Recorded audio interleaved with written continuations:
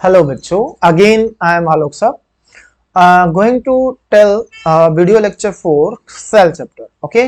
Previous video में हमने cell की डिस्कवरी पढ़ी थी, ठीक है। उसके बाद हमने सेल एंड साइज की बात किया था। फिर मैंने साइटोप्लाज्म, न्यूक्लियोप्लाज्म, ठीक है, जिसे प्रोटोप्लाज्म कहा जाता है बेटा, और मैंने बात किया था सेल मेम्ब्रेन, सेल वॉल के बारे में, ठीक है। और देखिए मैंने बताया था थ्री मेन कंपोनेंट है। There are three main component, ठीक है। उन थ्री मेन कंपोनेंट्स को मैंने क्या बताया था आपको कि there are three main component which is cell wall, ठीक है, cell membrane, cytoplasm and nucleus, ठीक है। तो cell membrane, cytoplasm means protoplasm and nucleus, ठीक है। आफ्टर दैट आज हम बात करने जा रहे हैं बच्चों न्यूक्लियस के बारे में। किसके बारे में? न्यूक्लियस के बारे में आज हम पढ़ेंगे और जानने की कोशिश करेंगे, ठीक है। तो ये जो एक स्ट्रक्चर, बॉल लाइक स्ट्रक्चर आपको विजिबल हो रहा है, ठीक है, इसको ड्रॉ कैसे करेंगे? तो एक सर्कल बनाएंगे बेटा। देखो, सर्कल पूरा नहीं बनाइएगा, ऐसे मतलब बीच बीच में गैपिंग होनी चाहिए। इस न्यूक्लियस को जब हम ड्रॉ करेंगे कॉपी पे लाइक दैट, क्या होना चाहिए बेटा? ऐसे आपका डायग्राम के बीच में गैपिंग होनी चाहिए, ठीक है। थोड़ा अच्छे से नहीं बन रहा पेन से, एक बार और ट्राई करते हैं। गैपिंग आ गई और यहाँ पे भी गैपिंग आनी चाहिए, ठीक है। ये डबल लेयर से बाउंडेड होता है। This is bounded by double layer, okay बेटा। It is bounded by double layer. Nucleus जो होते हैं डबल लेयर से बाउंडेड होते हैं। तो ऐसा स्ट्रक्चर देखने को मिलेगा आपको कॉपी में। हम ऐसे ही ड्रॉ करेंगे एग्जाम में भी, ठीक है। और ये भी आपका स्ट्रक्चर हो गया, right. It is bounded by double membranous structures. और इसके सेंटर में क्या मिलेगा? न्यूक्लियोलस मिलेगा। हाँ बच्चों, तो आपको ऐसे ड्रॉ करना होगा और इसके सेंटर में आपको क्या मिलेगा? न्यूक्लियोलस, जो स्फेरिकल बॉल लाइक स्ट्रक्चर्स की तरह दिखाया गया है, ठीक है बेटा। ये यहाँ पे ये देखो, ये न्यूक्लियोलस है, इस डायग्राम में आपको दिखाया गया। तो आप भी ऐसे न्यूक्लियोलस दिखा सकते हो, ठीक है। ये आउटर मेम्ब्रेन हो गया, इसको आउटर मेम्ब्रेन बोलेंगे। It is outer membrane. और ये क्या है बेटा? Inner membrane. What is this? Inner membrane, ठीक है। दोनों मेम्ब्रेन को मिला करके क्या बोलते हैं? कैरियोथिका। क्या बोला जाता है? कैरियोथिका बोलते हैं, ठीक है। इसके अंदर थ्रेड लाइक स्ट्रक्चर्स देखने को मिलेगा, जो यहाँ पे दिखाया गया है, धागे लग रहा है, डाला गया है, ठीक है, जो क्रोमैटिन नेटवर्क्स बोला गया है, ठीक है। तो इसको हम क्या बोलते हैं? क्रोमैटिन नेटवर्क बोलते हैं, ठीक है। और इसमें जो फ्लूइड मिलेगा, ठीक है, इसमें क्या मिलेगा? फ्लूइड। जो लिक्विड फ्लूइड मिलता है, उस फ्लूइड को क्या बोलते हैं? न्यूक्लियोप्लाज्म बोलते हैं। क्या बोलते हैं? A fluid which occur inside the nucleus is known as nucleoplasm. तो ये तो रहा हमारा न्यूक्लियस का structure. How can be draw and how can be write? It is known as head quarter of the cell या head of the cell. Nucleus को हम क्या बोलते हैं? हेड ऑफ द सेल बोलते हैं। Who discovered the nucleus? Who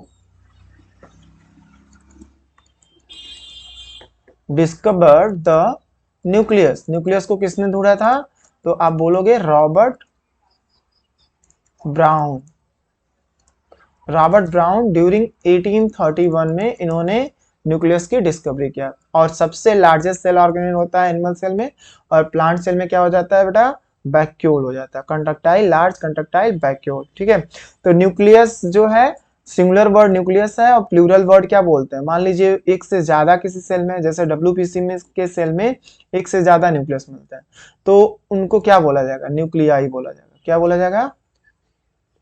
nuclei. एक से ज्यादा सेल होने पे उसे न्यूक्लियाई कहते हैं। और ओनली वन न्यूक्लियस, एक से ज्यादा न्यूक्लियस होने पे न्यूक्लियाई, और ओनली वन है तो न्यूक्लियस। जैसे यहाँ पे इस डायग्राम का क्या नाम दिया है? न्यूक्लियस का है, ठीक है। तो न्यूक्लियस, और ये किस शेप का? What is the shape of nucleus? Nucleus का क्या शेप आप देख पा रहे हो? It is a spherical in shape. किस शेप में है बेटा? तो the shape of the nucleus is discovered by Robert brown during 1831, ठीक है। पहला पॉइंट बताया। दूसरा पॉइंट बताया मैंने कि न्यूक्लियस सिंगुलर में तो न्यूक्लियस कहलाएगा, और एक से ज्यादा न्यूक्लियस है किसी सेल में तो वो न्यूक्लियाई कहलाएंगे, ठीक है। What is the shape, shape क्या होता है न्यूक्लियस का, तो शेप होता है बेटा स्फेरिकल स्ट्रक्चर, स्फेरिकल होते हैं, क्या होते हैं स्फेरिकल इन, और ये कहाँ होते हैं एनिमल सेल में सेंटर में होंगे और प्लांट सेल में साइड में लोकेटेड होंगे, ठीक है, in the site, okay, in the cytoplasm. It is also known as control centre of the cell, इसको क्या बोलते हैं, तो it is known as head of the cell, head of the cell, इसको हेड ऑफ द सेल कहते हैं, ठीक है। Generally only one nucleus is present in a cell, मतलब मैक्सिमम सेल्स में क्या देखोगे एक सेल में एक न्यूक्लियस पाई जाती है, बट सम केसेस में मोर देन वन न्यूक्लियस भी प्रेजेंट होते हैं, एक से ज्यादा न्यूक्लियस भी होते हैं। एग्जांपल जैसे कि आरबीसी, आरबीसी सेल जो है जिसकी शेप फिक्स नहीं होती है, इसके अंदर एक से ज्यादा न्यूक्लियस देखने को मिलते हैं। न्यूक्लियस कंसिस्ट 4 पार्ट, न्यूक्लियस जो होते हैं वो कितने पार्ट से बना है, तो 4 कंसिस्ट पार्ट है। सबसे आउटर कवरिंग जो है प्लाज्मा मेम्ब्रेन, न्यूक्लियर मेम्ब्रेन कहलाएगा, पहला पार्ट हो गया। उसके अंदर जो फ्लूइड मिलेगा बेटा, जिसे क्या बोलते हैं न्यूक्लियोप्लाज्म बोलते हैं, ये सेकंड पार्ट हो गया। और थर्ड पार्ट क्या दिख रहा है आपको, उसके देखो पहला पार्ट मैंने बताया कि जो आउटर कवरिंग है वो क्या हो गया न्यूक्लियर मेम्ब्रेन हो गया। Inner inside the nucleus a fluid is occur, colloidal substance is occur which is known as nucleoplasm, 2 हो गया। एंड थर्ड है न्यूक्लियोलस, ठीक है। और फोर्थ नंबर पे हो जाएगा क्रोमैटिन फाइबर या chromatin network which carry genetic information from one generation to another generation, right. तो ये 4 मेन कंपोनेंट हो जाते हैं हमारे न्यूक्लियस के, ठीक है। तो आइए लिखते हैं इसको। और ये WBC किसका एग्जांपल हो गया, सम मैक्सिमम सेल बोल सकते हैं, जनरली सेल है single nucleus but mostly some cells have more than one nucleus which is known as nuclei, right, such as WBC and other cells. So nucleus consists of 4 type of cell, क्या बोलोगे, nucleus consist of 4 types, 4 type, कौन कौन से हैं बेटा, first है nuclear membrane,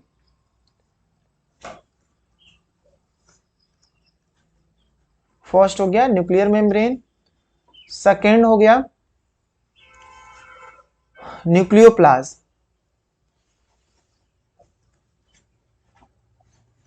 और third हो गया बेटा न्यूक्लियोलस,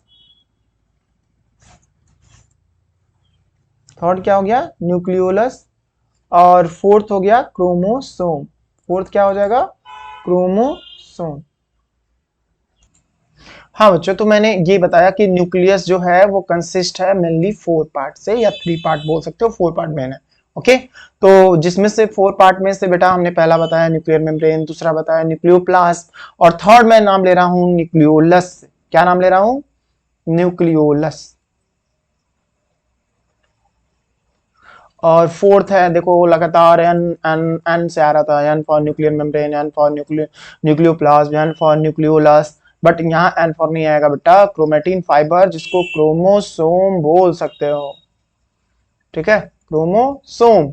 तो पहला बेटा मैंने नाम लिया न्यूक्लियर मेम्ब्रेन, दूसरा नाम लिया न्यूक्लियोप्लाज्म, तीसरा नाम लिया न्यूक्लियोलस, और फोर्थ ले लिया क्रोमोसोम। 1 बाय 1 करके हम लोग इसके स्ट्रक्चर्स को पढ़ेंगे बेटा और जानेंगे इसके बारे में। न्यूक्लियस जो है हमारा देख ही रहे हो, ठीक है, इसके जो फ्लूइड सब्सटेंस है ये न्यूक्लियोप्लाज्म हो गया, ठीक है। न्यूक्लियर मेम्ब्रेन आप समझ ही गए हो, आउटर कवरिंग होती है, डबल लेयर से बाउंडेड होती है, इनर एंड आउटर, ठीक है। Nucleolus spherical ball like structures होता है जो किसी भी मेम्ब्रेन से बाउंडेड नहीं है, जैसे पनीर के ऊपर कोई रैपर नहीं होती है बेटा, उसी तरह न्यूक्लियोलस के ऊपर कोई रैपर वेपर नहीं होता है, इसलिए उसको बोलते हैं membrane less structure, okay. It help in synthesis the ribosome and क्या genetic material, okay, and chromatin fiber is also genetic material which carry genetic information from one generation to another generation, मतलब आप कह सकते हो parent से लेकर बेटा daughter cell में ये ले जाता है, ठीक है। तो इसका शेप बताया मैंने, स्फेरिकल शेप का होता है, it is known as head of the cell, और बेटा कोई जरूरी नहीं है कि एक सेल में एक ही न्यूक्लियस हो, ठीक है। Generally one single cell has 1 nucleus, but some cells ऐसे भी अवेलेबल हैं, ठीक है, जिनमें 1 से ज्यादा न्यूक्लियस होते हैं, जिसका एग्जांपल हमारे बॉडी में है RWBC। और आरबीसी में तो न्यूक्लियस क्या होता है, मैच्योर हो जाता है। मेमेलियन आरबीसी में तो वो न्यूक्लियस रिमूव कर देता है, तो बिना न्यूक्लियस के वाले भी सेल है, ठीक है, कोई जरूरी नहीं है सभी सेल में न्यूक्लियस भी हो। Like RBC is exception of cell theory because it has no mature mammalian RBC have no nucleus. Okay, and bacteria में जो न्यूक्लियस होती है वो वेल डेवलप नहीं होता है, मतलब ये डबल लेयर देख रहे हो वो बाउंडेड नहीं होगा, ठीक है, जेनेटिक मटेरियल वैसा ही फ्री फॉर्म में होगा, जिसको न्यूक्लियाइड बोलेंगे।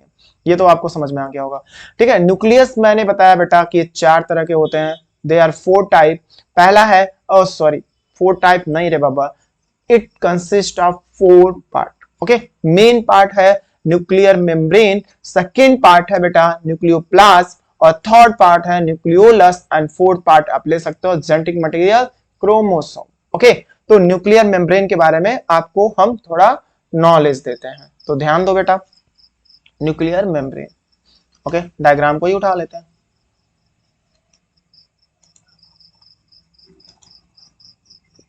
आ गया आप उनका डायग्राम, ठीक है, देखते हैं बेटा। तो ओके, बिकम गुड। तो न्यूक्लियर मेम्ब्रेन है जो बेटा, it is a thin porous membrane. इसको क्या बोलोगे, क्योंकि बीच बीच में आप होल देखोगे, जो मैंने ड्रॉ किया था वहां भी देख सकते हो, यहाँ भी होल लगे हैं, यहाँ भी हैं, और यहाँ भी है, और यहाँ भी है, ठीक है। तो देयर आर मेनी होल्स, तो इसको क्या बोलते हैं, न्यूक्लियर मेम्ब्रेन जो है, बोलोगे इट इज थिन पोरस, क्या बोलोगे बेटा, it is thin porous membrane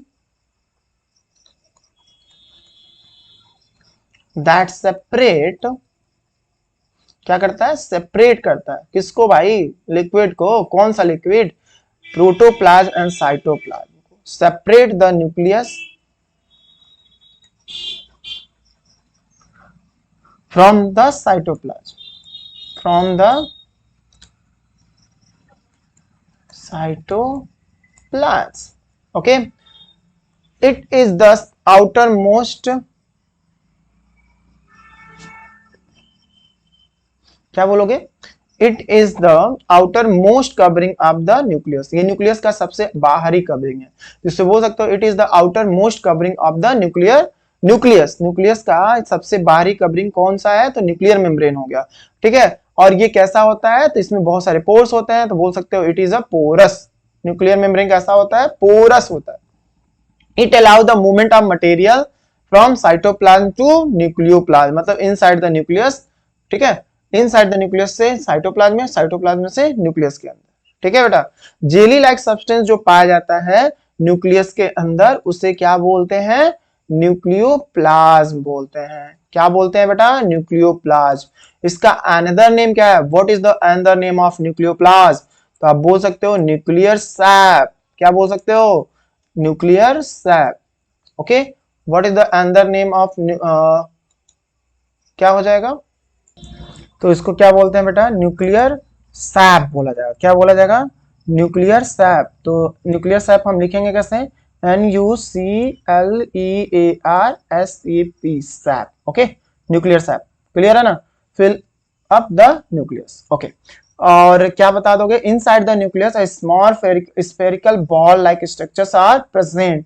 okay, इस जो न्यूक्लियस है इसके अंदर एक small spherical ball like structures है, which is known as nucleolus. इसको प्लूरल में क्या बोलते हैं, न्यूक्लियोलाई। क्या बोलते हैं, अगर एक है तो न्यूक्लियोलस है, और एक से ज्यादा है तो क्या बोला जाएगा, न्यूक्लियोलाई। ओके बेटा, इज प्रेजेंट, जो मेम्ब्रेन लेस होता है, इसमें कोई मेम्ब्रेन नहीं है। ओके, याद रखना, इंपॉर्टेंट है। ओके, ध्यान दो, in addition to nucleolus thread like structures is called, जो उसके अगल बगल थ्रेड लाइक स्ट्रक्चर्स विजिबल हो रहे हैं, it is known as network fibre, chromatin fibre network, it is all chromosome.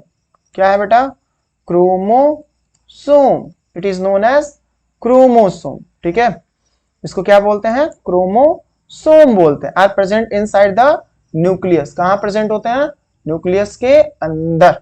हाँ बेटा, तो क्रोमोसोम जो न्यूक्लियस के अंदर प्रेजेंट है क्रोमेटिन फाइबर के फॉर्म में, वो बेटा करता क्या है, what is the function of chromosome in the nucleus, तो जब भी एक सेल से दो सेल बनते हैं बेटा, तो क्रोमोसोम बहुत ही इंपॉर्टेंट रोल प्ले करता है। ये सेल डिवीजन में हेल्प करता है। पहला काम है एक से दो सेल का फॉर्मेशन करेगा, तो ये cell division, it work in cell division. Okay, ये किस में हेल्प करता है बेटा? सेल डिवीजन में हेल्प करता है। और क्या बताओगे? It carry genetic information, it carry genetic information from one generation to another generation. Okay, ये हेरिडिटी कैरेक्टर मतलब जो वंशागत हमें चीजें मिलती हैं जो पेरेंट्स में विजिबल होती है, नोज, फेस, हेयर, हाइट, वह चीजें बच्चों में भी आती हैं, ये वही लेके आते हैं। ठीक है, इनको बोलता है heredity character that pass from the parent to daughter या न्यू सेल। ओके, इतना तो क्लियर हो गया होगा बेटा। क्रोमोसोम नंबर ऑफ क्रोमोसोम में कितने नंबर ऑफ क्रोमोसोम होते हैं? 46 क्रोमोसोम होते हैं। ह्यूमन बॉडी में एक सेल में हम लोग में कितने क्रोमोसोम है?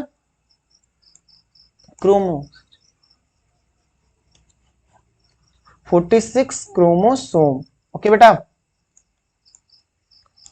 Sorry, CHROMOSOME। Okay, 46 chromosome are present in the nucleus. Chromosome carry number of gene. So what is the smallest unit of hereditary character which carry genes? ठीक है, जीन याद रखना। Chromosome and gene help in the inheritance character parent to child. Okay बेटा, function की बात करोगे तो समझ जाओगे what is the function of nucleus. Nucleus का क्या फंक्शन है? तो देयर आर, आपको मैं 3 फंक्शन बता रहा हूं। First function is nucleus control all vital, लिख लीजिए, nucleus control all vital activity of the cell. Activity of the, क्या बोल रहा हूं बेटा? Activity of the cell, activity of the cell. Okay, it is called control center of, that is why it is known as, इसलिए इसको क्या बोलते हैं? Control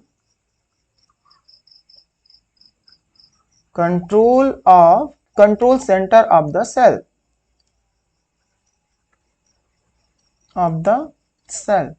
control centre of the cell कहा जाता है। ठीक है बेटा। आफ्टर दैट सेकेंड पॉइंट इसमें आपको मेंशन करना है न्यूक्लियस का, it carry hereditary character. Hereditary character मतलब जेनेटिक इंफॉर्मेशन। जेनेटिक इंफॉर्मेशन मतलब जो कैरेक्टर पेरेंट्स से मिलते हैं बच्चों को। ठीक है, it carry of heredity, HEREDITY, heredity from, कहां से बेटा? Parent to their offspring. ठीक है। आफ्टर दैट थर्ड पॉइंट है भाई साहब, ध्यान दीजिए, इट प्ले, ये क्या प्ले करते हैं? It play an important role, it play an important role in cell division. किसमें बेटा? सेल डिवीजन में। ठीक है, तो आई होप आपको इस चैप्टर्स में ये सारी चीजें समझ में आई होंगी। ठीक है, क्या क्या बताया मैंने न्यूक्लियस के बारे में? मैंने ये बताया न्यूक्लियस जो है स्फेरिकल ओवल शेप में होता है। ठीक है, ये हर एक सेल के अंदर पाया जाता है, लेकिन किस सेल में एब्सेंट होता है बेटा? तो यूकैरियोटिक सेल में न्यूक्लियस प्रेजेंट होते हैं, बट एक यूकैरियोटिक सेल का नाम बताओ जिसमें न्यूक्लियस नहीं पाए जाते हैं, तो उसका नाम है RBC, erythrocyte. Okay, erythrocyte, red blood corpus, mature mammalian red blood cell have no nucleus. Right, ये याद रखना। बट कौन से ऐसे सेल हैं जिसमें एक से ज्यादा न्यूक्लियस मिलते हैं? तो leucocyte which is known as WBC, मतलब व्हाइट ब्लड सेल। ठीक है बेटा।